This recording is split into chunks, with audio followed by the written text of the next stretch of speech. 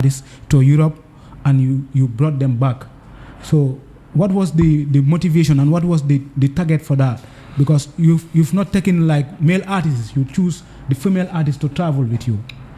Yes, that thing is like the way this girl went to Norway. I went through the same process, and now I am part of the committee. I went there, I performed there in 2010. They invited me. I live there now. I get to know everybody now.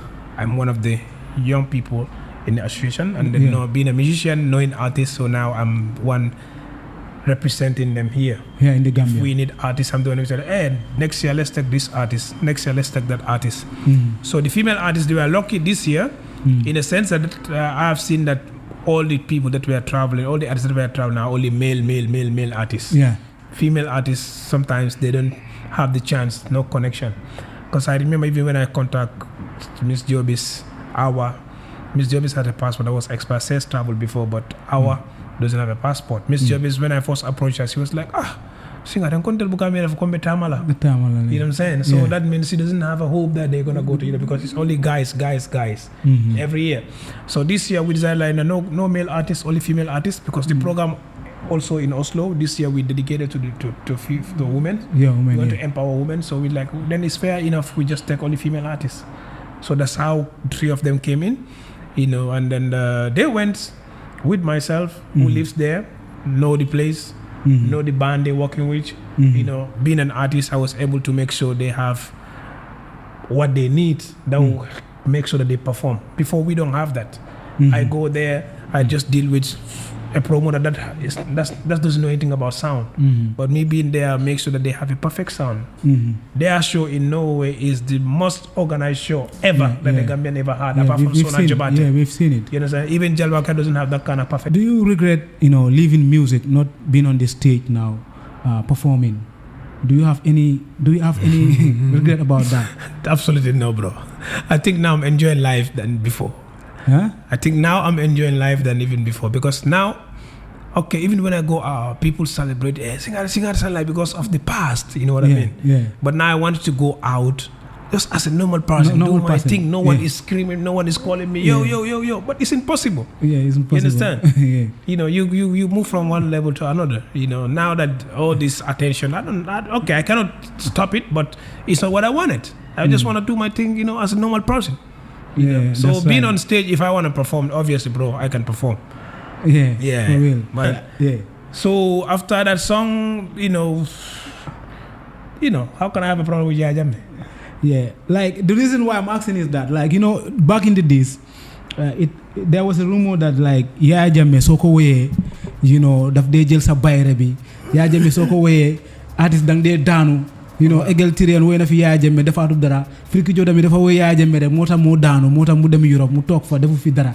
So that was this rumors here, Friki Joe dem na Europe léegi moom lyrics am yi dafa jee, soo gisee mu dem ba woy Yaya Jammeh lyrics am yi moo jee moo tax. Was it like that? Because after that single, after that album, I could not remember where Friki Joe released a song. I think after that album, I have a fiancé in Europe. After that album, that's when I decided I want to go back. Because for me, I moved to Europe, not because I moved to Europe. I think for Gambian level, I have done everything I need to do here. You understand? I've been doing the same shows. I've been going to the same radios. I've been just repeating the same thing. You understand? So before you talk here, being a sap, whereby people, I took them to Europe. They are building mansions. They are doing big things. I don't want to be here and regret. And then I went to Europe because I knew that, I'm about to start a family. My wife is that was the reason. Yes, that's the reason I stayed. I stayed there up to today. People ask, bro, they're going to live in Jamaica. Up to today, I never regret one single bit of it. I understand. Never. Because I think now that I'm even better to do bigger things than before. Today I don't want to sing, because I think most of the artists are doing great, but I think the industry is very polluted. Polluted in which side? What I'm saying? It's like every chicken head is a rapper, is a musician. And now there's an Gambian artist here, which what I did here in the past, my profile up to today, I don't want them to put me on the same level. Even today, the big artists are there fighting each other, which is not necessary. Yeah, we are going to come to we that. have to keep the profile. That's what we left. So that's what we left here. Give it a profile, give it a class. Today I'll be embarrassed that I want to sing again. You know what I'm saying? I could sing. I have possibility to do songs. I have my own studio. I can do things today, but I don't want to, bro. Yeah, I think. Let's come to that. Let's come the transition of Singate from an artist to a producer. When did you decide that you want to be a producer and you want to learn the craft that you're doing today? Because you've gone through university, and that is the reason why I even bring you on the podcast today to discuss about stuff. These are the things. Looking into the Gambian music industry, in the current situation, do you really have hope in the music business here, like the soul business and the growth of the music, the way it is going? Do you have hope on the young ones and the artists that are on the chart right now? Do you have hope? I think I have hope that things have changed in a sense that the crowd that we don't have before, they are having that, but they are not making the best out of that. You understand? And I've seen even top artists, like, how they call it, top artists that are there. I haven't seen any dimension of what next. Okay. All I see in most of them is every December I will listen to an album, I go to Q City and play rap. Okay. Go and chill. Yeah, that's the reason why I'm asking. Do you have any hope in the business? Coming. The next December again, or 1 year after, you release 1 or 2 songs. Let's go to Q City again, rap, and did the same time. It becomes boring. You understand? What are you expecting? I'm expecting the transition, bro. Like how? You understand? For me personally, I like going to support their shows. To be honest, most of them send me invitation. I like to go, but some of them I would prefer to listen to their songs in my studio than to go to their shows and watch them perform. Yes. Number one.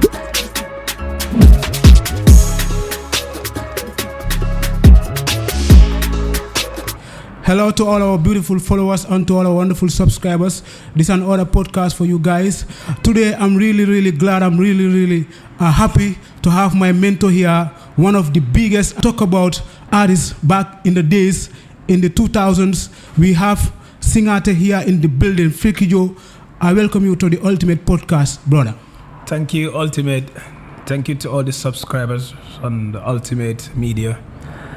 It's a pleasure to be here, Sure. You've been working so hard in the music business, and this content you are going to give the people today is going to be an exclusive one, because, sure. I've learned a lot from you. And all the artists that are in the business right now knew a lot about you. They've gone through a lot and learned a lot through your steps, to reach this level that they are. Especially me today, you are one of my inspiration. I want you to share your knowledge and the ideas and everything that you gathered in your career to share it with the people and share it with the young ones that are in the business. It's going to be an open conversation. We are going to converse from your beginnings, your early beginnings of your career. We are gonna revive on that side, and you just have to tell the people who is Singate. For those people that are watching that do not know Singate and that are in the business now, that has been following your jobs on the Instagram, online and everywhere, we just want you to revive on who is Singate. I've been in the business for quite a long time. Yeah. And I worked with you a few times when you are deeply into singing, trying to come up. Yeah. And then I think I went with you on tours in the up countries on few occasions. Yeah. And my name is Alaji Singate actually, and a lot of people know me back then as Freaky Joe. That was the household name. And from there, transition keep moving now to the level of Singate. But then, as you mentioned, it's been a long journey. Yeah, I grew up, from Bansang. I was born in Bansang, raised in Bansang, and I was grown up ordinary child, doing things like any other ordinary child, and growing up, coming from my extended family, not a very strong family back then, so my primary school to junior school, everything I did in Bansang up to high school. That's when I moved to Armitage High School for 1 year. Then I moved to Gambia High School. Then when I get to Gambia High School, that's when I get into music. But before even Gambia High School, I was in junior school. I was much interested into drama. Yeah. You know, writing songs, listening to music. You know, by then it was mostly reggae music. So I was much, and then I grew up as a kid too in Bansang when my brothers, my uncles, you wake up in the morning even before you eat your breakfast, they be playing music 24 hours. You know, so as a child growing up, listen to hearing music in your ears all the time. So I get to like music myself. You know, and then during high school we have a drama group. I was writing songs, performing at inter-school speech prize giving days. You know, and then that's where I met Magnificent Joe. A lot of people know him. Yeah. So we all in the same junior secondary school. We had a drama group. We have a music group. You know, so that's how everything started. Yeah. And when I get to Gambia High School, yeah. From what we learned, like you were in the same group with Magnificent Joe. Yeah, sure. That was back in Makati. Makati, yeah. He was Mad Joe, I was Freaky Joe. That's where the Joe came in, because his name is Joseph. Joseph, okay. So I get the Joe from him, you know. Oh, okay. Yeah. Good to know. Like your career started with Magnificent Joe. Then, but you know, back in the days, was there any song that you recorded with Magnificent Joe before you come into Kamba? Yeah, me and Magnificent Joe, I think that time it was more or less like a hobby. You know? Hobby, yeah. You know, you're coming up as a young person, you just want to sing. You know, there was nothing serious. You know, so we did quite a few songs. I think at Ndananbi Records by then. Ndananbi, yeah, I think it's Ndananbi at Serakunda. Yeah, we did quite a few records there. You know, but they never went anywhere because, as I said, it was just more or less like was a it hobby. Released? Oh. Nah, those songs were never released. We are just recording, you know. Yeah. Sometimes we record a song too at Machofko, whereby that time it's not even a studio recording. You know, you put a cassette on this side, put an empty cassette on this side, connect your mic, have the dub coming from here, recording to the other cassette. You know, those things, those kind of things. Those are analog recordings, you know, back in the days. You know? Let's go fast forward, because you know, let's go fast forward on Freaky Joe's career. Like you know, everybody knew you from the Gambian's Reconciliation song. Yeah. How did it came about? The song Gambian's Reconciliation. Yeah, Gambian's Reconciliation. Find out I was still singing, as I said. And in Gambia High School, I have my friends. We do music. They were just supporting. I just like to sing in the class when we have break time. You know, hitting tables and all that stuff. And but even before that, I was in a competition organized by DJ Machofko from Germany. Spy by that time. DJ Mo is a clear witness of that. So that was in that competition where when I participated, I was the winner, and then the winner supposed to have an album recorded. Okay. You know, so that's where I wrote all those songs. Give a message to the youth right now. All those songs were there. Yeah. So that's where people get to know me from that competition. So and then that's where I made my first appearance on Extra Touch as well. Okay. Then fast forward that, then when I enrolled to Gambia High School, the Gambian Reconciliation was just an accidental song, I could say. You know, it was the program between Gambia High School and St. Augustine's. And then I remember Ustaz Senghor, he was one day, I think he was just making a joke. It's like, before you keep singing here, keep disturbing the class, why don't you sing about Gambian's Reconciliation? Okay. You know? And then me, that time, having a lot of dubs, I keep training, you know, keep singing, keep training. Then I just composed a song, and the next thing, before I knew, they introduced me to Pa Usman Juf, who later on become my manager. You know, that is Pa Usman Juf on Gambian Talents. Yes. So who finally became my manager, and then when he also introduced me to Hakim. So when I recorded, Hakim also invited us to a studio, just like the way I'm inviting young people to my studio. So when Hakim also invited me, and then when I recorded the song, he saw the talent in me, and then when the song was out, it became a national hit song. Everywhere. You know, I could remember when that song was out. You know, everybody was like Freaky Joe all over.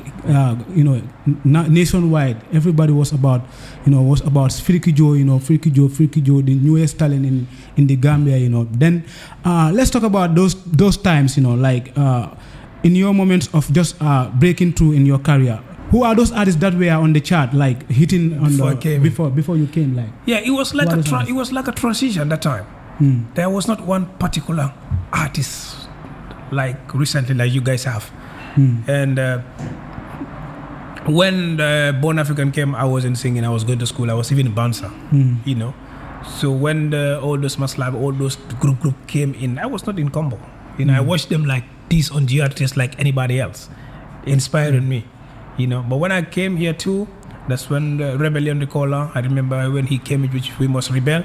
I was still a student. I didn't even start singing that time. That was the coming of Hakim in Gambia. In Gambia, yeah. So I was still a fan of them. Like it's like admiring them, you know, while I'm working on my craft. At the same time, I have their cassette in my house in Banjul. I keep playing Dancehall Masters. They were all there before me.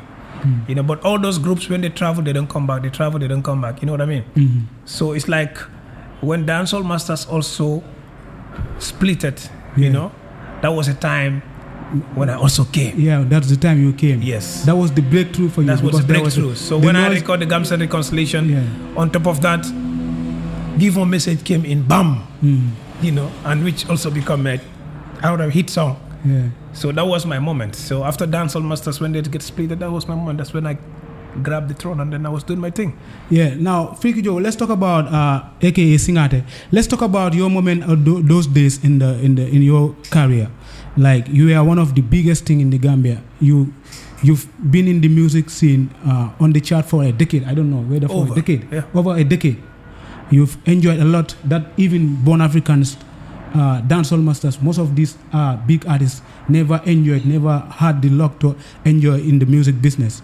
We could remember like your days, that was the time that the internet, that is the mobile network came in Gambia. Then you were branded by Africell. Yeah. You know, can you talk about those days, you know, of you working with Africell and working with all other companies that were endorsing you as an artist? Yeah, that time, I wish we have all the opportunities that is happening today. Yeah. You know, we don't have Facebook, we don't have WhatsApp, we don't have Twitter, YouTube.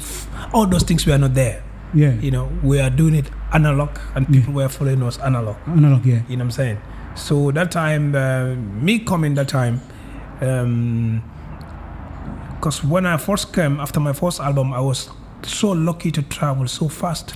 Okay. You know, and traveling is like it's like a school of its own. You know, and I was so lucky to work with people who knows and who were older than me, and then they were there to help me a lot. So when I came in that time, I could have just be a one-time hitter, but I was on top of the game. I was doing my thing consistently because I have people who were also helping me, guiding me. You know, at the same time, my own experience of traveling back and forth, I was seeing things, how to improve my craft and how to make sure I'm always one step ahead of everybody else. During my time, there were a lot of great singers. I'm not saying I'm better than all of them, but I was more organized than all of them. Yeah, the management. Yeah. The management, I was more organized, all of them. Yeah. All of them. Yeah, that is the reason why I'm asking about those days. Like you were one of those people that are more branded than any other person. That's why I'm trying to come up to that side of it so that you can explain to the people what was the secret behind Singate, you know, in all those kind of successes and all those kind of, you know, that is the traveling side of it. I was to come there, but like I wanted to start from the branding of Singate in the Gambia here before traveling, because Singate was one of those artists. Anywhere you see Singate is with a bodyguard. He's been branded, he's been guided. Like, you know, anywhere you see Singate is like that celebrity. You know, that normal. You are the one that started this celebrity life in the Gambia. I could remember. Yeah. Artists were not that, like, you know, they did not value that the artist lifestyle or the kind of lifestyle now the artists are having now. You are the one who started that branding here. So I want you to talk about that. Yeah, the branding is part of the business, because what I was doing, I was lucky when my brothers were here and Bansang was here, you know, and then suddenly Pa Os become my manager. You know, Habs was there, Shola was there. So all these were my guys that I don't do things myself. You know what I'm saying? That time I don't have a car, but when we are moving, we make sure that we borrow auntie's car, put fuel there, and I don't even know how to drive. Ba will drive. Even that time, if I have to go and see my girlfriend, I don't go alone. You know, and I go with my friends. We all go. You know, so those kind of levels were there, whereby, because in Gambia you have to set the level yourself. You know, if I know a lot of artists that I started career with, they are great singers. but people don't value what they do. Mm-hmm. You know, because you don't. Number one, you don't put yourself to a level that they will see in you as you're an artist. Artist, yeah. You shouldn't be As a celebrity. Yes, I know people come to my house, we see each other. But when it comes to business, it's business. You shouldn't be accessible. Like you shouldn't be seen everywhere. I can Tobacco Road. I live there, but I hardly sit outside. You know, I sit there sometimes, chat with the boys, but I'm always in or I'm out. You know what I'm saying? So those are the kind of things you create. As if you want to be there, you have to brand yourself. Me working with other media houses, other companies like Africell for a long time. I'm the first artist, as you said, that Africell ever signed. You know, and then when I start working with them, it was a great success because that time there were not a lot of artists here too. They don't have a choice. Whatever I said, that's what happens, you know? Yeah. So, you know, they were supportive. I remember 2 albums, I recorded them all of them in America, and it was sponsored by them. Yeah. You know, so it's all about the branding from the start. If the foundation is not strong, you don't last long at the top. Now, like, let's talk about Singate and his music. How can you compare your music and nowadays music? You know, listening to your music then and nowadays. What is the resemblance and the difference? Yes, it's not even only in Gambia, it's worldwide now. Because before, only here in the world is reggae, dancehall. There was nothing like Afrobeat. It was only fella and other people that are doing it. The branding of Afrobeat wasn't there. And until Two-Face came in. But then the music before, when I was doing it was reggae. You know, people said they don't like reggae, but I was one of the locust artists that time, whereby ladies listen to my music. When I have shows, they are even more than guys. Yeah. You understand? Because the music was very friendly. You know, I have other artists that were doing reggae, but they were copying the Jamaican reggae. They were copying that, but I was just like dancehall masters, smooth reggae.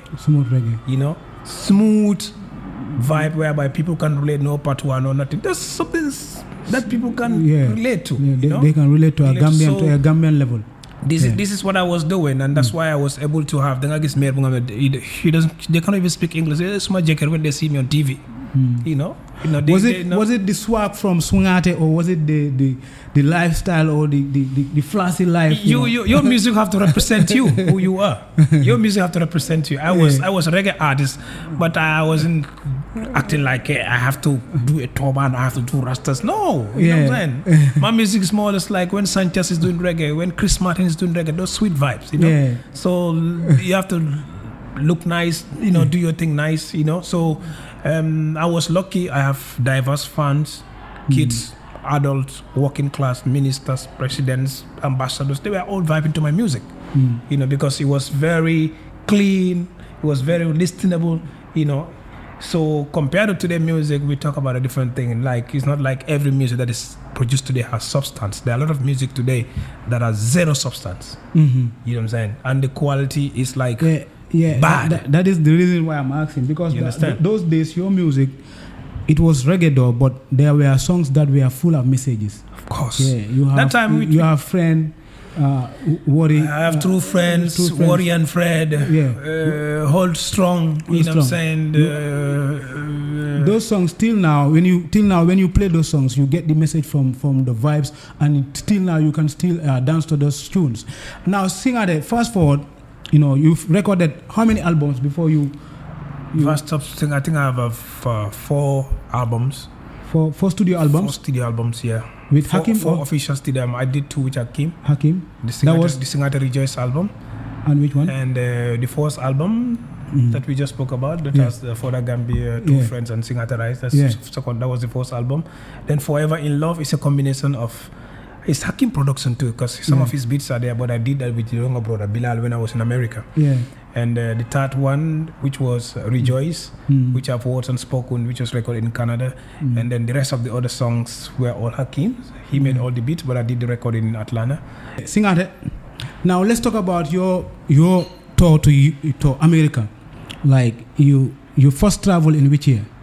I first went to America in 2006. 2006. The trip was few months after releasing my first album. The trip was facilitated by which association?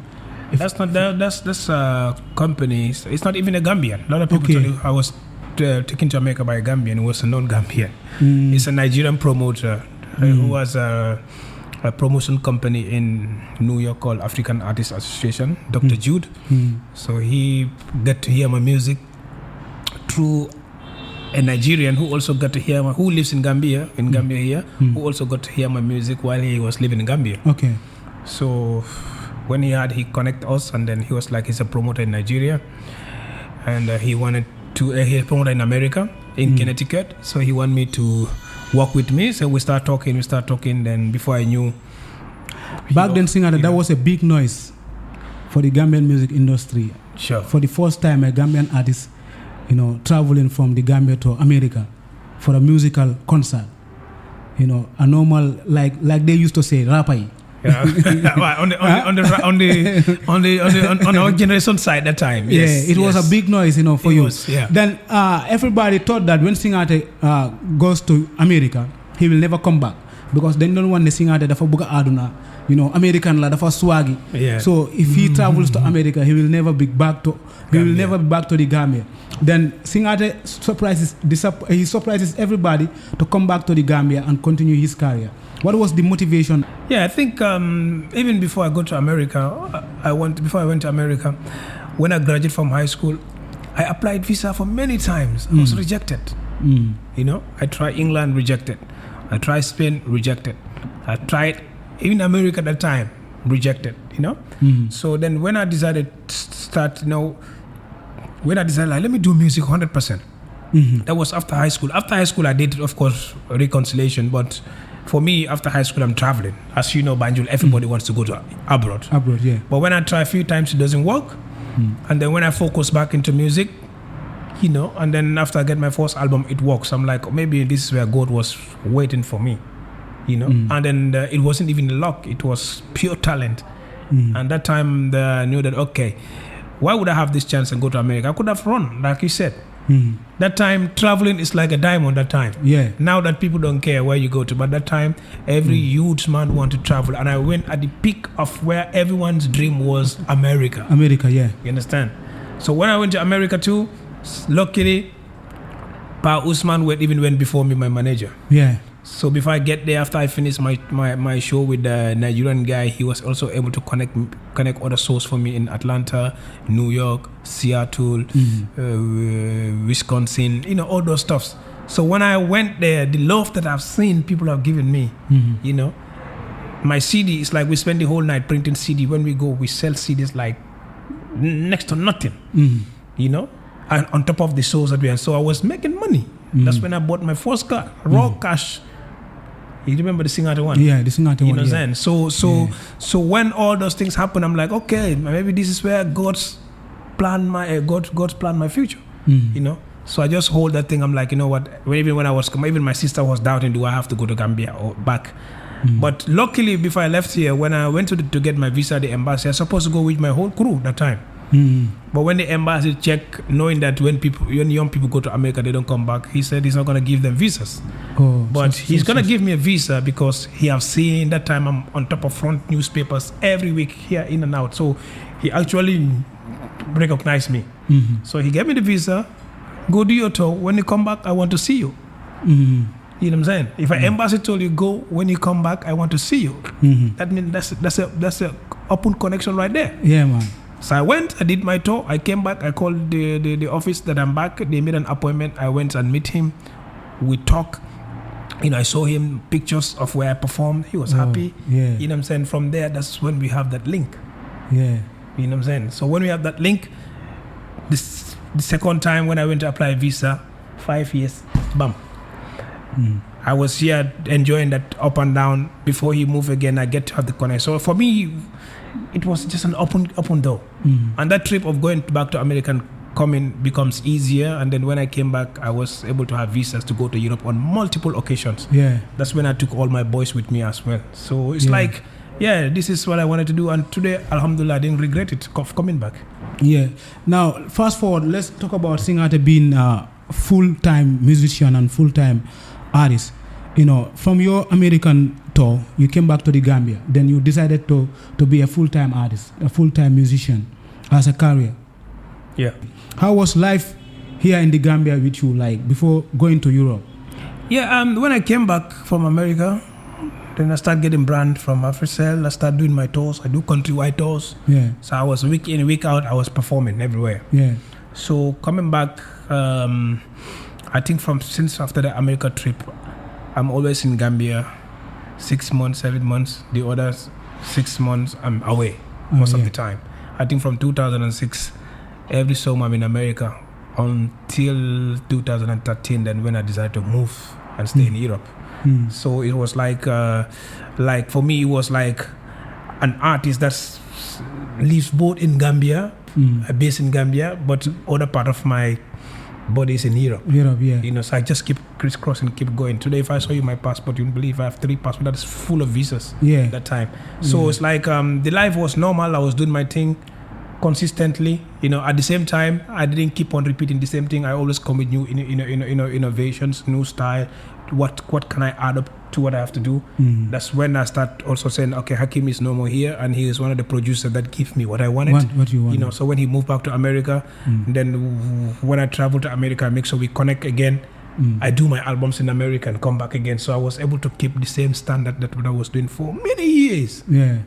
So that contributed for me staying in the Gambia. Yeah. So I wasn't worried much about America. Yeah, then fast forward, when you released, I could remember there was a song you released before you traveled to Europe. That was the Mansake. The Mansake song. Was it in an album or? That was Yajame's album, I could say. Okay, it was Yajame. Because Mansake... After that album... That's when I left. That's when you left. Yeah. But rumors had it that Singate, had a problem with Yajame or stuff like that. Was it any problem with you with the president? No. You live in the Gambia? I never had any problem with Yajame. Yajame is, in fact, one of my biggest fans. Okay. Yajame is one of my biggest fans. Those who know, they know Yajame. I didn't just wake up because I was broke and sing for Yajame. Yajame is the one who asks me, when are you going to sing for me? Me, okay. You understand? Yeah. Because I remember when Gambia High was celebrating their 50 years Golden Jubilee. Yeah. He's a student of Gambia High School. Yeah. I'm a student of Gambia High School. So when he organized a show at the McCarthy Square, that was the first time he showed me performing. Okay. That was just when I came from America with my hit song, Give Me the Love I Want. Yeah, I could remember that concert. Understand? That concert. So when I performed at that show, that time, my rules were me and my boys, we go to show, we perform, we drove our car, we go. We don't even stay there. Yeah. I remember that show, when I performed, I entered my car, we are coming. That time I was living in Combo. We are coming all the way to, after Gambia High School to Denton Bridge. Lamin Manga called me. He's like, Freaky, where are you? I'm like, I'm going home. I said, are you mad? I'm like, what? You don't even come and say hi to the president, you're going home. I'm like, well, I didn't know that I have to see the president. Yeah. He said, come back. He's giving money, come back. I went back, backstage I met Lamin. The protocol took me to Yajame. I met him, greet him. He was making, where are you from? Tell him where I came from. What are you? Mandinga said, okay, you're from Bansang. I said, yes. But how this is how popular you are. I'm like, thank you. Then he just gave me what he has to give me. Yeah. The next thing is support. I think the Golden Jubilee was a few days before New Year's celebration. He's like, when are you going to sing for me? I'm like, well, if I have a studio fee, I will. Yeah. So he asked them to give us extra money for us to record something. We came that night. I called Os Jaju. That Mansake song, that's when we wrote it that night. Next day, I put a band together. Boom. We recorded the song. The song became a hit song. Yeah, it was a hit song. Even people call me who are like, I don't support Yajame, but I like that song. Yeah, I want to talk about that song. You understand? Yeah. So after that song, how can I have a problem with Yajame? Yeah, like the reason why I'm asking is that, back in the days, there was a rumor that Yajame soko way, daf de jël sa bayre bi, Yajame soko way, artist dang de daanu. Egalitarian way na fi Yaya Jammeh defaatu dara Freaky Joe tamit dafa woy Yaya Jammeh rek moo tax moo daanu moo tax mu dem Europe mu toog fa defu fi dara. So that was this rumors here. Freaky Joe dem na Europe léegi moom lyrics am yi dafa jee soo gisee mu dem ba woy Yaya Jammeh lyrics am yi moo jee moo tax. Was it like that? Because after that single, after that album, I could not remember where Freaky Joe released a song. I think after that album, I have a fiancé in Europe. Yeah. After that album, that's when I decided I want to go back. Because for me, I moved to Europe. Not because I moved to Europe. I think for Gambian level, I have done everything I need to do here. Yeah. You understand? I've been doing the same shows. I've been going to the same radios. I've been just repeating the same thing. Yeah. You understand? So before you talk here, whereby people, I took them to Europe. They are building mansions. They are doing big things. I don't want to be here and regret. Yeah. And then I went to Europe because I knew that, okay, I'm about to start a family. Yeah, You know what I'm okay. saying? My wife is That was the European. reason. Yes, That was that's the the reason I reason. stayed. I stayed there up to today.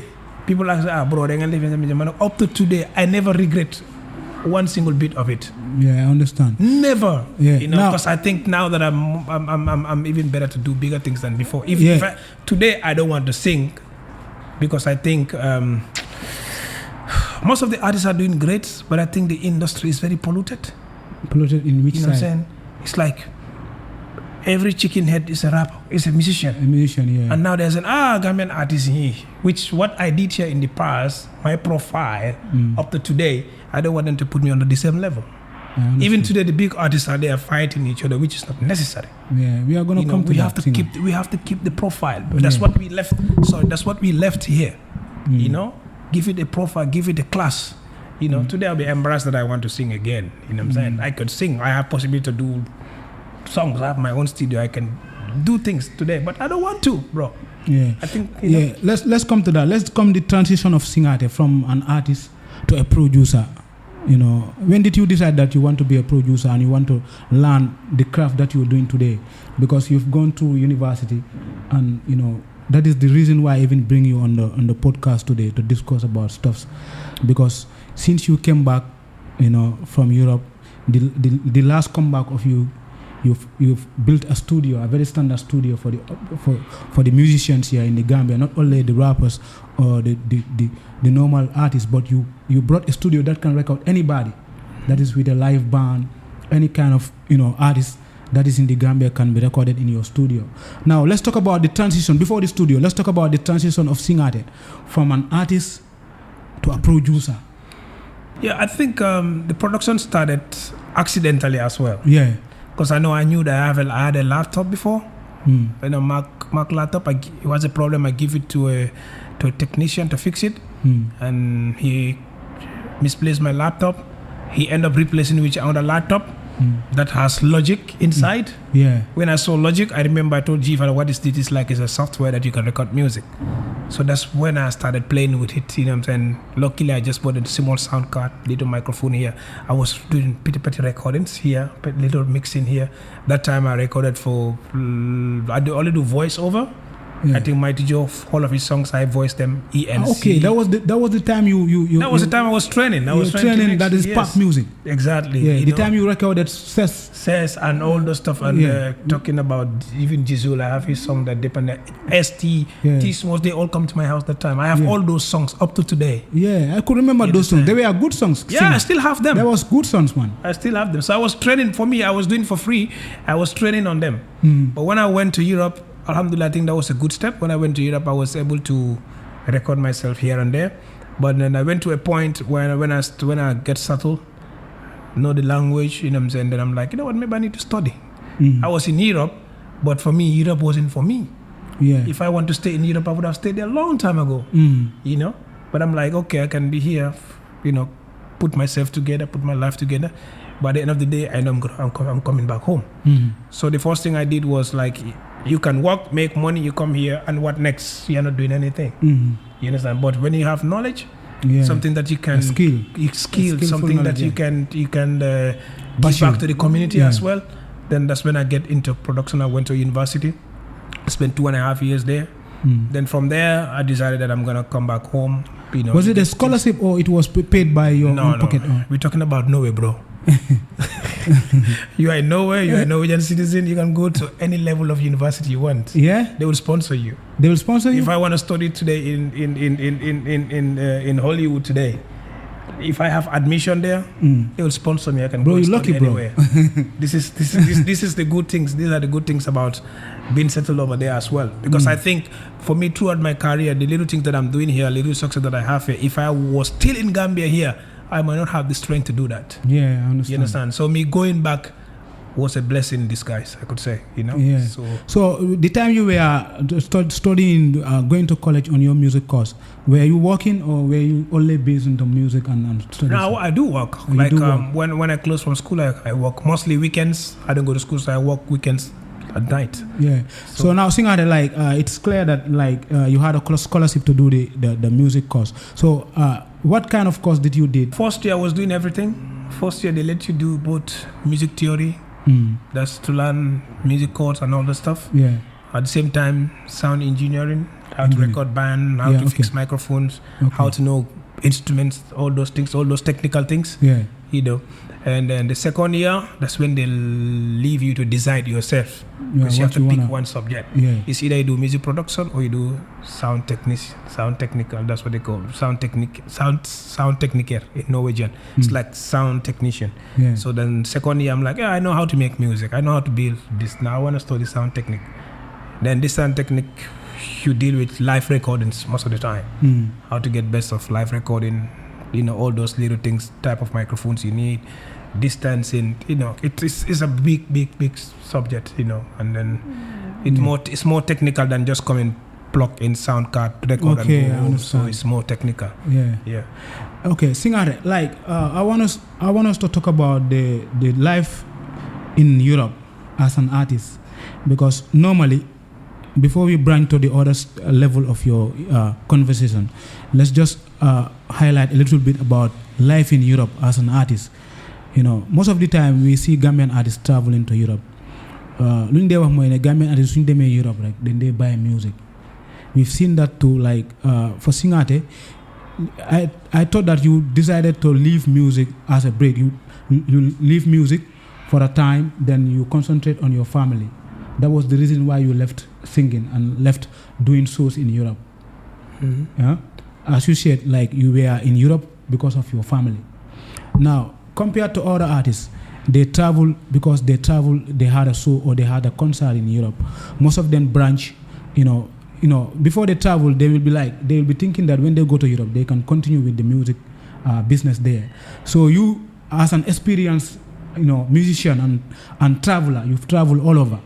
So what can you say to the young ones that are here, like that are targeting to go to Europe as a musician? Because most of the time when they go to Europe, most of them leave music as a career. So what is the knowledge behind that? Yeah, I think I know there are problems, but what I know will advise them. First, I will not stay in Europe if I'm not guaranteed that I'm going to have papers. You understand? We have seen example of other artists that went there, they get stuck, they don't have papers. You cannot do anything. You know, any artist that's in Gambia, you want to go to Europe, have a purpose. Yeah. Know that you are going on a clear term. Danga dem rek fat ngam kayit duga si system bi. Wow.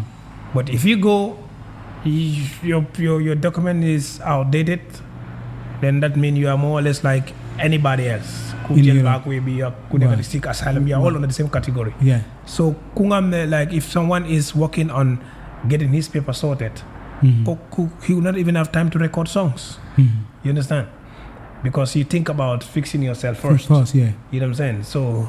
So that become a problem to a lot of artists why they don't sing anymore when they go to Europe. Yeah. Number two, like I was recording myself here. When I go to Europe, after I can just wait 2 weeks. I can just work for 2 weeks. I can be the whole studio in my house. I can buy a computer. I can buy sound. I can buy speakers. I can buy a microphone in my house and record. You do your own recording. You understand? Yeah. So, but not like everyone can do that.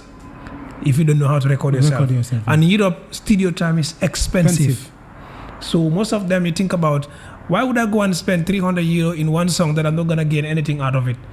You have to think about sending money to Gambia. You have to think about paying your bills. You have to think about your own things that you need to do, responsibility that are back home here. You just want to go and spend thousands of dollars or euros in songs. In songs, yeah. That's going to make nothing out of it. So some people, they don't do it.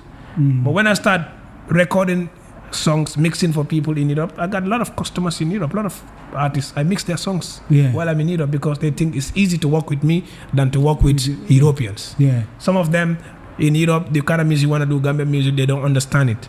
Okay. You understand? They are good professional ingenious, Yeah. but they don't know the style of music you are doing, so it becomes Yeah. difficult for you to work with them. Yeah, So I've learned a little about that, because Yes. sometimes you see an artist record a song in Europe, he will send the files for mixing here, Exactly. because he will be complaining that the white people will never auto-tune They don't your voice. understand. They don't understand. even use auto-tune. No, most of them they don't like it. Yeah, they don't like it. They you know. don't. They be like kii duñu de auto-tune aka buka mo auto-tune, you know. Ni auto-tune o mankata na voice to buka feel, you know. Yes. So I think that's one thing whereby production, having access to production is difficult. For me, when I was studying networking today, I can go to Norway.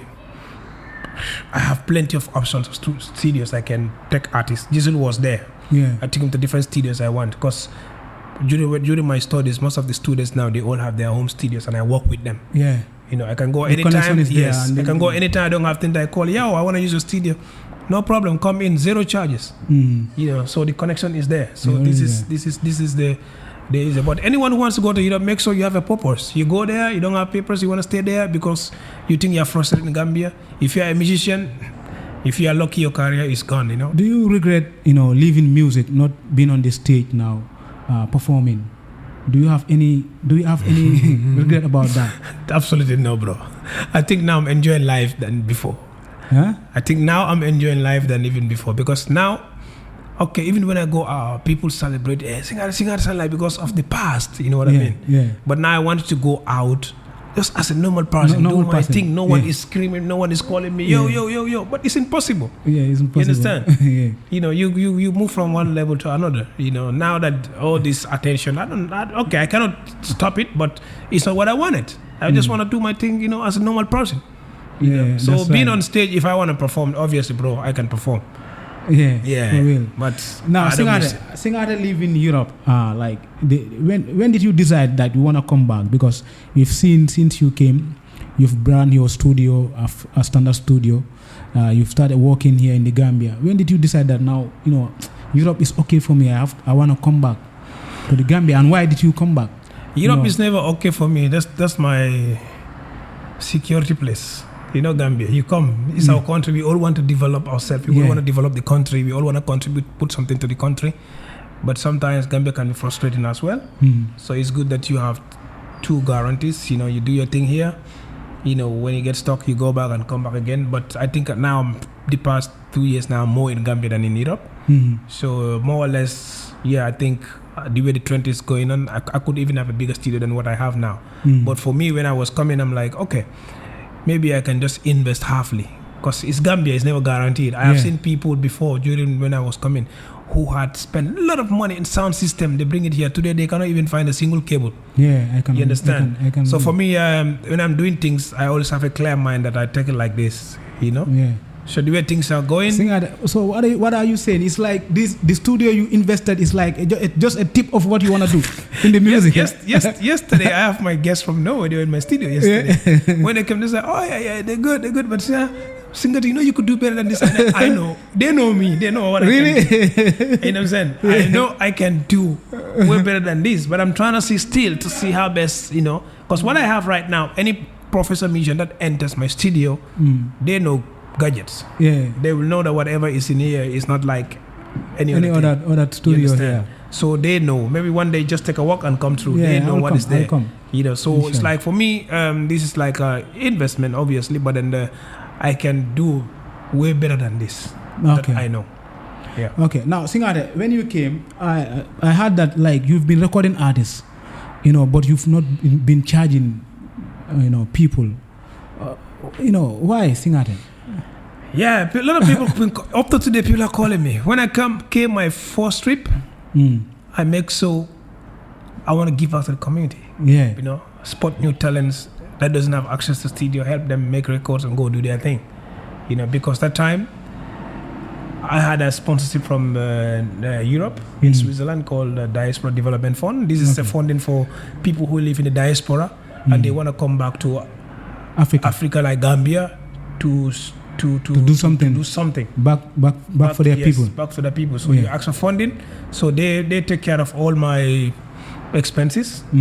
So the students were not paying me, but in a nutshell, I wasn't stretching myself too. Yeah, okay. So I make sure, I know a lot of people have those fundings, but they put everything in their pocket and go their way. but I give it back to the community. Yeah, okay. So that's why that time I recorded over 50 artists. I could say, or even more than that. But now you charge it. Now things have changed. It has changed. Now that if I want to live here, obviously I'm missing my Norwegian salary. You understand? So I cannot just be doing everything for free. So how does it go into your studio? Like, do you book for the session or? Yeah. Because if you want to charge for hours, it will never work in Gambia. Okay. Because in the first place, you tell them 2 o'clock, they'll come after 2-3 o'clock. So normally, if you book for hours, the hour that you missed that. Yeah, you missed it. Understand? So just make a normal booking. I make sure still I'm charging, but it's more of like giving it back. Yeah. You know what I'm saying? Compared to what they will Europe, find. Yeah. No, even here in Gambia, where they will find in small studios. Yeah, okay. You understand? I charge them, but I make sure, upcoming artists that keep begging, they don't have their muscles. Some of them I said, hey, you cannot be free. I'm giving you my time. I'm born in cash power. My studio, my whole house in a month, I can spend over 8,000 in cash power only every month. You know what I'm saying? So you don't expect for it to be free. Okay. But I charge them, but I make sure I charge according to who I'm trying to work with. Okay. You know what I'm saying? So this is how it works. Okay. Singate, like we've seen, you've been facilitating a lot of things for the Gambian artists, that is the young ones. You've been helping out so many. And the biggest side of it is that the last 3 months back, we've seen Sessingong with the female artists. Yeah. The other 3 female artists, that is Awa and Miss Jobis. You've facilitated their tour to Europe, and which is a huge impact on the Gambian music industry that everybody was talking about, and many people had to thank you for that. So still we have to be grateful for having you in the Gambia, because you've gone to Europe, you've gone to America, you've did your part in the Gambian music industry, in grooming the industry, giving it a name, because one of the most people that are there still now, you are those people that we can say you are the people that take Gambian music where it is into this level right now. So we've seen still now you working for the Gambian music industry. You've taken like 3 female artists to Europe, and you brought them back. So what was the motivation, and what was the target for that? Because you've not taken like male artists, you choose the female artists to travel with you. Yes, that thing is like the way this girl went to Norway. I went through the same process, and now I am part of the committee. I went there, I performed there in 2010. They invited me. I live there now. I get to know everybody now. I'm one of the young people in the association, and then being a musician, knowing artists. So now I'm one representing them here in the Gambia. If we need artists, I'm doing it. Hey, next year let's take this artist. Next year let's take that artist. So the female artists, they were lucky this year, in a sense that I have seen that all the people that were traveling, all the artists that were traveling are only male artists. Yeah. Female artists, sometimes they don't have the chance, no connection. Because I remember even when I contact Miss Jobis, Miss Jobis had a passport that was expired, says travel before, but doesn't have a passport. Miss Jobis, when I first approached her, she was like, Singa, don't tell Bukamira for come Tamala. You know what I'm saying? So that means she doesn't have a hope that they're going to go to Europe, because it's only guys every year. So this year we decided like no male artists, only female artists, because the program also in Oslo this year we dedicated to the women. Yeah, women. We want to empower women. So we like, then it's fair enough we just take only female artists. So that's how 3 of them came in, and then they went with myself, who lives there, know the place, know the band they're working with. Being an artist, I was able to make sure they have what they need that will make sure that they perform. Before, we don't have that. I go there, I just deal with a promoter that doesn't know anything about sound. But me being there, make sure that they have a perfect sound. Their show in Norway is the most organized show ever that the Gambian ever had, apart from Sona Jabate. Yeah, we've seen it. You understand? Even Jalwaka doesn't have that kind of perfect stage. So all the boys that goes there, they go and play with a playback and come back. I make sure, no, these girls, they're going to play live. All the musicians that were there, they're not all from Norway. We booked some from Sweden, some from England, some from Göteborg, some from Norway. We put them together, and then the girls, they delivered. So it seems like that is the first step of you like starting that kind of thing for the Gambian artists? Yes, this is the first step, and then every summer, inshallah, we're gonna do it. Yeah, we're gonna do the same thing. We're gonna make sure I check which artists they recommend. Oh, maybe this artist can go. I just tell them I'm a single person sitting in my little corner, but if I put my hands here, I can take right here. I can do this. Yeah. Now, Singate. So it's not even only about Norway. Are you thinking of also signing artists like in your studio that is Spark Music? Yes, because when I first came in here, it was part of the plan. But being aware and having experience with other people who sign artists, how they end up, I'm like, maybe let me stay independent first. First, yeah. Get to know all of them. Yeah. Everyone, their attitude, knowing that if I can work with them. Yeah. And then take it from there. Yeah. But signing artists is part of it. Now I have spot few talents that I think if I sign them, production is easy for them. Videos, I have cameras. I'm gonna get into visual as well. It's gonna be easy for them. Yeah. So I'm trying to see how to put things together. But I think. So who are those artists? Can you? No, if I say you don't want to snip their names. I don't want to say their name, but I know a few artists. Did you approach? Did you make an approach on them? They approach. I've been recording them. I've been listening to their songs. Yeah, but you haven't approached that you are gonna sign them yet. No. I haven't tell them yet. I'm just seeing that. But I know there are a lot of offers that come every day, bro. My email, my Facebook, I read messages. Yeah. Every young one is hungry, bro. Give me a chance. I want you to sign. And I'm like, but it's just like you don't have to sign just to sign. Yeah. You know what I'm saying? Yeah. You wanna make a change. Yeah. I wanna make sure I sign. Yeah. Because I wanna make sure we can make a change. You know what I mean? It doesn't matter to have a young artist or a big artist. Today, ST can come, boy. I want you to sign me. It happens. Yeah. So signing is not all about upcoming artists. Even big artists can come. They think that, I think this guy can take me to the next level. Let me work with him. And today, it's not. If it is Norway, I can guarantee artists that I can help you go to Norway. But if it is UK, if it is America, I've been to these places, and most of these promoters that are there, I work with them. They took me to those places. Yeah. So when I talk to them, bro, I think we have to look into this artist. They listen to me because I have that respect with them. So if I tell them I recommend this artist for your next thing, they will listen. Yeah. These are the things. Looking into the Gambian music industry in the current situation, do you really have hope in the music business here? Like the soul business and the growth of the music, the way it is going. Do you have hope on the young ones and the artists that are on the chart right now? Do you have hope?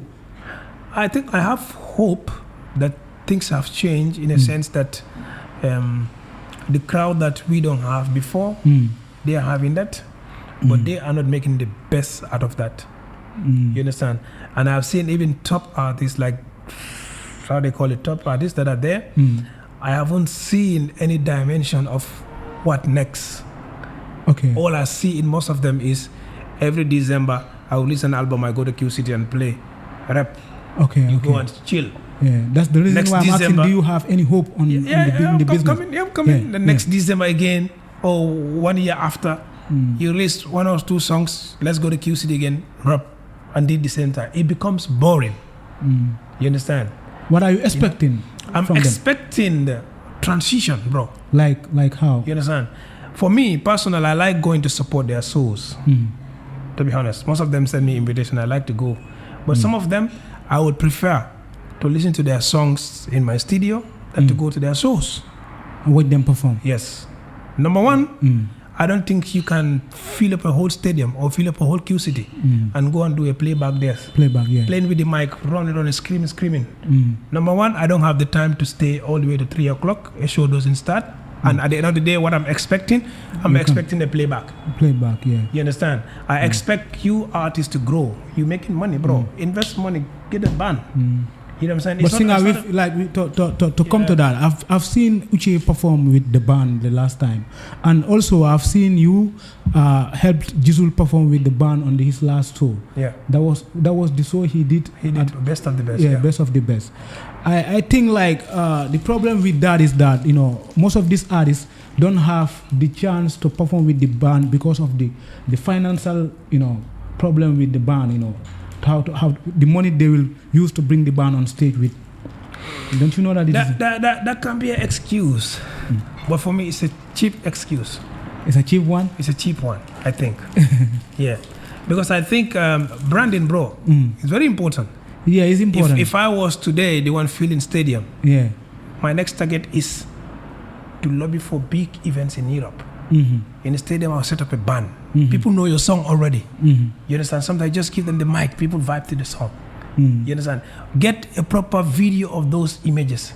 Get a proper video of that. But you don't want to record something and present to so big promoters in Europe, big festivals, when they cannot even hear what you are singing, but all they hear is screaming. So what I'm saying is like maybe some of them cannot finance a band, you know, because here in Gambia there is no price control here. People charge whatever they like. Yeah, they want. You understand? But I think sometimes if you want to organize an event, don't organize an event because you want to earn money. You want to earn money. You want to make money. You want to organize an event because you think you are doing this because you have seen what you wanted. You want to take it to the next level. And you want to change. Sometimes, yes, some promoters, I used to have problem with them before. They want to organize a show, they book you that time, and after the show, they cannot even pay you. That's not a serious promoter. He's organizing a show because he want to have money. Bro, you budget for this. If you organize a business, you budget a money for 6 months, 1 year, in case your business is fluctuating, something to back up to support that. So for me, I think, as I said, some of them are very good. I can listen to their songs. Yes, but I don't think so. I will just go to QCT and at the end of the day stay there the whole night. I'm not hearing anything that's screaming. Musically, maybe it's because of me now. I've matured enough and then I know enough. Maybe, but some like young people will enjoy it. Yeah. You know? Singade, do you have any plans in opening a music school for the younger ones? You know, music school. As I said, bro, I'm still networking. I know that I can have all those chances.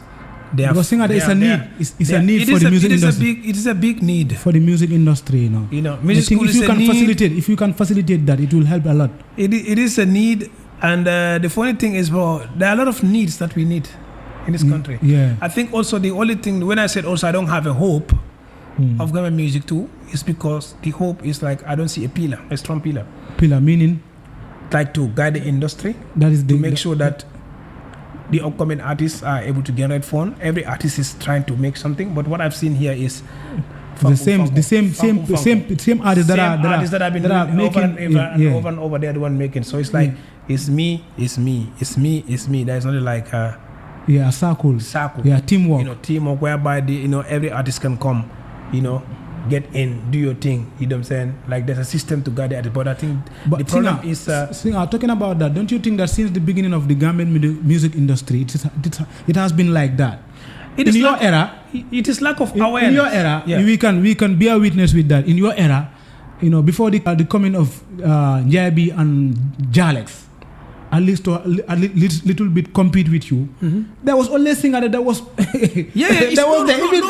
even Senegal today. It's all listen to. It's the same thing, man. It's the same trend. Yeah, it's the same thing. Yeah. But for Gambia, it's worst. Senegal have an industry where even small artists, young artists, you understand? They can have a nightclub where they can perform. Okay, that's the side you're talking Gambia about. here, they only bring one person. Okay. And then I think also all the shows that are happening every December, it's the same artists over and over. I understand what you're talking about. You know, it's very rare you see a new artist coming every year. Like in Nigeria, every year they spot a new artist. Thank you. They can spot I want to see, artist. okay, this year, a new artist is coming. ST said, hey, come, let me take you. Yeah. You know, put him up. You know what I'm saying? Next year, Jesus said, hey, come, let me do that. But it's like I'm seeing it's the same thing. So what I'm trying to say, I was doing the same thing. At the end of the day, you get boring. At the end of the day, the people that you are calling to come to QCity, to come to wherever you call them, they will get tired and say, keyboy, every December, I'm getting some on. You know, so they are not seeing any progress in you. This is what I'm saying. It's like they have a lot of chances. It's like the network is not there within the artists. The artists have a lot of chances. And the government too, and the music, arts and culture too, is not creating any platform for any artist. I keep on saying this. Even here at Jamaica time, we are not there. But I think now it's even worse because now nothing is organized. Sometimes they want a time here, Jamaica. Ewuñ nak way tan nañ pour ew tuuti because moom dañ def ñu forcer pour ñu ew. Why now I think now the things dafa gonna local, you know. So I think when you talk about the government, we have to make sure like with the young people. Now I'm seeing a lot of young people are coming back home with experience. Yeah. So these are the people that can change the nation. Creativity, technology is changing. Young people are taking over. Yeah. These old schools, they don't know anything apart from working and stealing and go to their home. Yeah, okay. You understand? So we are the one who have to step up. Things will change. Singata is speaking knowledge, you know. Maybe we Yeah. didn't enjoy that time. This will ST Dada, all these big artists will not enjoy the setup. But it will come because people like us are coming. We come with ideas, you know. So maybe all these big artists will not enjoy the privilege, but you know, time goes on. Maybe my son or other thing, they will come. They are the ones who find that something is set up for them. It doesn't come overnight, but I think it will change. Now, Singata, if you were to like say like suma amon li rek tay suma amon li rek si suma katan dina muna change lu bari, like you will change a lot in the music business, being like, because I know it will be difficult to change the attitude of the people, but like right now you are doing a lot for the Gambian music industry. But so togon nga ne leg li moma dessé suma amon li rek mbaté ma amon li si niti rek mbaté ma am li si artiste rek dina muna change lu bari Gambia fi. What will be that? One thing is for me is about seeing the hunger in the person. There are a lot of people that came here. They have nice songs. They come. It's same excuses. I left an artist here. I went to Norway 3-4 months. I came back. You know, and I'm like, your photo. Bro, I be like, I can't understand, man. If someone is scratching your back, you try to make sure you also make an effort. Yeah. You understand? That motivates me to even help you more. But most of them are very relaxed. They'll come with big talks. When they go to their houses, part and you see they will not walk. You understand? But I also know that through my experience, you know, when you are poor, it's very difficult to be an artist. Yeah. You understand? Because there are a lot of things you can do. You can be lucky, you know, like Nigeria, we've seen someone selling banana in the street, a good singer. Don't just call you, change your life overnight. You know, because, you know, those people are making a lot of money. You understand? Even here, if you have to change an artist's life overnight, it will take time. Because it's not like there is a big funding there. You have to make sure you support the artist, but you also have your needs. Like I think if I want to do this more, I'm thinking now that I'm having new partners that wanted to work with me. We're thinking of some more funding from my country. My country of resident, Norway. They support a lot when it comes to these kind of projects. You know, so I'm looking more into that by this coming year to see if the more project I have, the more funding you have, the more you can make an artist a star right now. So for me, all those things are in place, but you have to see the desire that this person also wanted to be successful. You understand? And also we have to understand, I've seen some upcoming artists that are coming, they can be big in maybe 2024, but they get big-headed very fastly. Like I see some of big. They feel big. I see some of them perform on stage, even the way they hold the mic, the way they walk, they think that they are big when they don't even have started nothing. Yeah. You understand? My nigga, hold the mic, perform, deliver. You understand? But you are there acting on stage like you're a big artist when you haven't started yet. So those kind of attitudes is very difficult for one to develop. You have to get the hunger. But you know me, when I was performing, people get to like me because I was a crazy performer. Yeah, the energy was always there. Even when we are doing playback, when you are watching, you feel us. Now with all this passion, you perform with passion. Thank you. With all this auto-tune on your songs, you go on stage, all you see is like you tell, the mic, you don't even open your mouth. It doesn't make no sense. Yeah. You know, someone watching you, you have to feel what you are doing for them to feel and see it in you. Yeah. You know, so these are things now that is disturbing the industry. But I think it all has to do with bro. Yeah. Singata, we are coming to the end of the podcast. I really appreciate your presence here. You know, you are part of those people that we can listen to and learn from. And you are one of those people that we also need in the business and the music industry here in the Gambia. You know, it's a great impact of you coming back in the Gambia, investing in the music business. There was a time like people like me, ñu dañ dem ci internet bi rek luñ jàng rek loolu leen dee ñëw ñun xam nga rek ñuy taxale understand nga comme xam nga rek comme production yi taxale yooyu noonu. So da ngay gis ne ñun tamit comme noo ko waxee nii that hunger of being comme loo bëgg a nekk loolu moo tax that is the person that is keeping us work still now. Though man tamit suma mindset bi, you know, like people like stylists and me, then they waxtaan, you know, like J Life, like, you know, other producers that are in the business. Passion moo ñu nekk dañu yóbbu. But then they feel like ne suñu amee a better platform, suñu amee a better place whereby ñu mun nañoo improve suñu knowledge on what we are doing. So we can go far from our level. No matter most of the time, man need depuis ma starté job di start suma liggéey on music and production and media. Kuma kuma wax ne you can have better than this ma ne mbaate mun ngaa def lu raw li ma ne yee gëm naa loolu because of man damay jàng man dama dee wala suma bopp comme kuy jàng understand because ñun we are raw ñun raw talent den ñun dañ ñëw rek ñu fekka internet bi mu ngi noonu ñu dugga foofu noonu lu ñu am Gambian bi dafa talented understand dafa talented but dang day gis ne people like you've gone to music school like am nga experience dem nga fu nekkal yow soo ñëwee nga delluwaat si music business bi I think soo mënee facilitate a music school for the young ones it will be very important because boo ñëwee you started training people but then for now amuloo time bi léegi that much pour ba léegi continue training yooyu noonu. The training can go still happen but I think Gambia here also a lot of people want to sing instead of to learn something. Most people that comes, very few. I'm still taking people on mixing, mastering. Those people they sing and most of these most serious people, they are not even Gambian. They live here, but I free to and learn. Well, I akulen. You understand? They are very, very serious. They come on time. They are very, very committed. You understand? But my own people here, most of them want to sing. Everybody want to sing. They don't want to learn anything. Sing. You can sing and learn something else. It's an advantage for you. But most of them that comes, they just want to sing. They don't interest me to sing. But then I think, as you said, sometimes you don't have to go to school to learn a lot. Through being curious, connecting with practicing more, you can do a lot of great things by yourself. For me, you have upgraded. You know what I'm saying?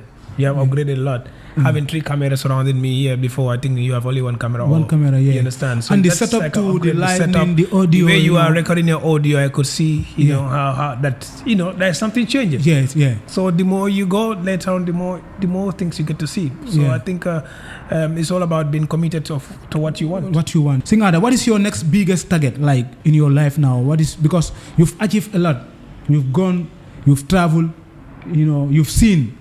What is your next biggest target now in your life, For me now, the big target is still, as you said, is still try to make people understand the business. A lot of people come to me, they don't come to record, but when we start talking, they think whatever they've been doing before is all wrong. Because sometimes what I've seen, they don't see it. It's about experience, it's about seeing it, done it, So that's number one thing. Sometimes most people go and record the album, they come, I listen to them because my studio, you can mix in our studio. The output there is different from any other studio in this country. So some of them, they come, they want to test their mixes there. Some of them go and record, but they want me to master their records. So these are the things that we can change. These are little things that are changing gradually. Because most of big artists, some of them album, when I listen to them, there is no consistency. One song is loud, next song is like this. One song is loud, next song. I'm like, you cannot be big and have a playlist like that. You want to make sure your music compete with all the big songs that are out there. So all that are things that are changing now. People are bringing their songs to a master and a whole album. So all those things are changing. So these are all one steps ahead. But my main goal is to see, not to just take one artist to Europe, go and play back and come back. I want to make sure when they go, they have a very strong platform. Organize them, go with the cultural exchange, we call it. Bring some musicians from nowhere to come here. Some of them are producers. Since I came here, I received about four Norwegian that came to see me here. I've seen them on your Instagram. And these things are going to grow. It's going to grow, to get the connection between these two places. I think talking about genre, before we end the podcast, talking about music genre, which music genre do you expect or do you have hope on, like it can take Gambian music to the next level, or which genre do you want Gambians to focus on right now? If you are an artist or you want to advise artists that are the upcoming artists or the artists that are in the business right now, which music genre do you expect people to focus on, or the artists to focus on, to grow to the next level, or which can take Gambian music to the next level as a producer? There are 2 different kind of artists. One artist is just to serve the Gambian community. One artist is thinking about globally. So most artists that I heard their songs, they are just thinking about locally. You know what I'm saying? How to keep their fan base locally. You know what I'm saying? They just make what everyone is making. Sometimes you make an Afrobeat, you can be better than Nigeria. we can fuse this Afrobeat with our own sound, you know, with our own marimba here, with our own conga here, something African. Yeah. But some of them, they will do an Afrobeat and still they will sound like Rema, they will sound like this, they sound like, sometimes when I listen to that song, I'm like, when they start speaking Mandinka or one of them, I'm like, for me, the song that I'm listening doesn't translate to you, doesn't sound like it's you who's singing. Why do you have to copy them? You know, be you, be who you are, represent that looking in your at music. singer back in the days, that was your originality. Like, so where then they have the key Gambian la. When singer sings, it's like the language and the way you sing is like Gambian. Indeed, that's what you have to do. The identity was there. Indeed, that's what they do. Just make sure also, now that what I push most of them to do, make your beat, you know what I'm saying, digitally, no problem. But add one or two live instruments, change the color of the sound, you know? Like the sound, some of the sound are very very cheap sound, bro. You know? It can be nice, but if you want to copy Nigerian, they make normal beats in FL Studio. When they finish, they just add one saxophone or one bass guitar, one rhythm guitar. It change the color of the whole production. So I mean, this is what I want to encourage more, you know? Get something organic whereby when a band here, they can play it instantly. You understand? But you bring 808, which band can play that? That's why most of them are doing playback. Because the songs that they produce, it will be very difficult for a band to play it. So this is the fact, bro, and this is what they have to focus on. Production is number one. When you have, whether it's in Gambia or when you're going to on a tour in Europe, you send it to a band, they will be able to play it easily for you. If you think like that, if your mindset is on your production even before you start recording, you know. But here most artists don't have a view of what they want, you know. What they think about is just a record, and they got a beat, you just want to put it there. So it's about thinking out of the box, you know. Then that will help a lot, and then we embrace our culture, you know. Let's stop copying too much of these Nigerians. It doesn't help. You know, we are diverse. Copying the Nigerians, do you mean the beat or do you mean the beat is there. You can play a whole Nigerian beat, bro. When you sing Mandinka Wolof on it, it change the color. Even the language change the color of a song, of a beat. You understand? But like trying to make sound like them. You know, I had some songs, bro. If they tell you this is a Gambian, you said no. You know, a lot of people come with their demos. They send it to me sometimes. I'm like, you know, and also make the song easy for the consumers to vibe along. Don't complicate things, you know. Now because now that songs, the more easy it is, the better. You know, the more complicated it becomes, or the more professional you want to be, people find it very difficult to connect. Connect with you. Yeah. You know? Now, singer, in your playlist in the Gambia here, like currently, like now, which are those artists that you normally listen to here in the Gambia? Like, not name us 3-4 artists that you normally listen to. Like, comme kii dama ko dee déglu ay dama dee vibe kii comme man tamit fan la. Every artist has something that it gives me. If I hear a nice song from Fula Gangsta, I will listen to it. This is nice. You understand? If I hear a nice song from Jizzle, I said, this song is nice. Nice. You know what I'm saying? No, yo, singer, you answering my question. I'm coming. But like, to sit and say, oh boy, but yo, you know, it's small. You vibing this. You vibing this, you know what I'm saying? Like, it's no, I'm not. No disrespect, I'm not. I listen to a few artists. Wait, I listen to Jizzle, I listen to Dada, some of his songs, I listen to Uche. I do listen to what is this guy name again? ST. And then I listen to who else? What's the name of this guy? Fuck his name. I forgot about his name.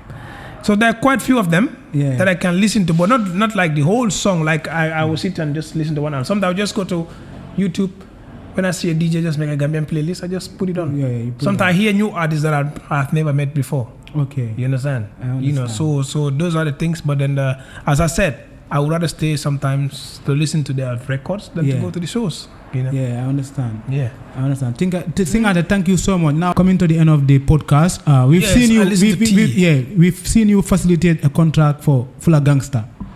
You know, we want you to talk about the relationship between you and Fula Gangsta. We've seen you facilitate a contract for Fula Gangsta with Prince Empire. How did it come about?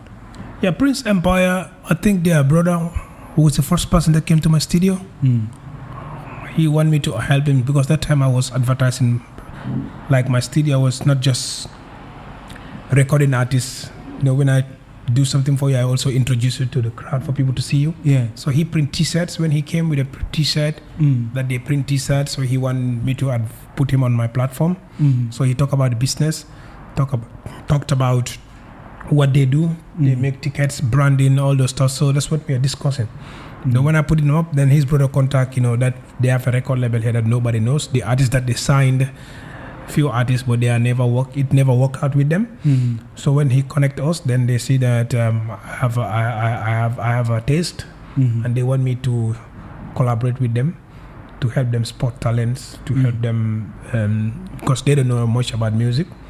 So when I start working with them, I'm like, yeah, a lot of artists they come in here, but sometimes I look artists and also look at what is possible to get from you. Also look at what people think, the impact you are making outside. Also look at your hunger and desire to make it. And luckily, Gangsta was some of them. One of them, he was like, he wanted to do this. He wanted to excel. He's hungry for success. So I'm like, well, I think Gangsta can be a good test. People know him already through his songs, controversial songs that we made, but we can make that in a good form, make sure we take him out there. He's a raw talent that need to be polished, that need to be out that people have to see. And then luckily, they listened and then they were interested, so he became the first signing. The other artists that they signed before, when I met them, listened to their song, I'm like, you guys were wasting your time. This is not the type of artist you signed. No disrespect, but it was more or less like spending. Even a madman know that you cannot make anything out of that artist.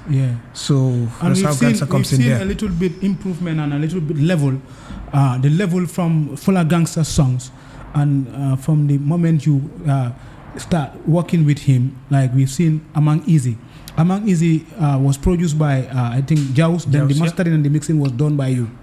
We can see the difference from that song, and I've listened to some like snips of other songs that you are mixing.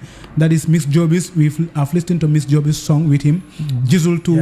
We've seen the changes that you are coming up with him. So like Singate, we want to say a big thanks to you.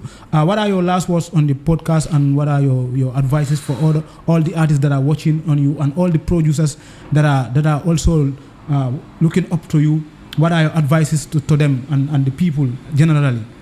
What I would like to tell them is like, let them know this is business. Most people, they have the passion.